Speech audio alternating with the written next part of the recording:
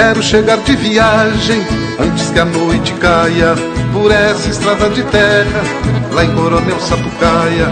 Distância não mete medo, poeira não atrapalha. Eu já penso no carreteiro e na polca paraguaia. Lá na fronteira do estado, no meio da lavoura e do gado, vizinha da bela Capitambado. Eu vou chegar, eu vou chegar, eu vou chegar, pra ver mais uma vez velhos amigos, tomar um chimarrão, hablar contigo. Em cada coração um grande abrigo, um lugar pra descansar.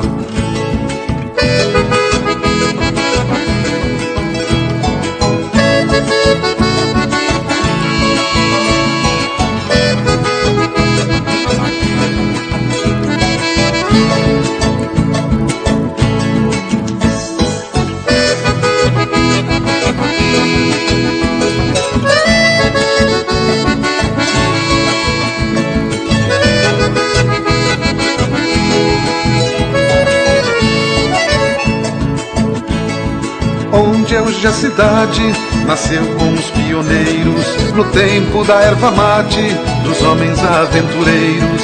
Ainda um fio de bigode valia pelo homem inteiro, e dele montar cavalo na lida de boiadeiro.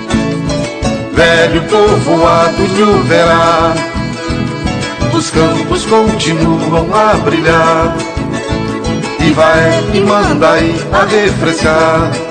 Desde o amanhecer, amanhecer, amanhecer. À tarde o céu se enche de andorinhas, e o sol vai levando saudades minhas.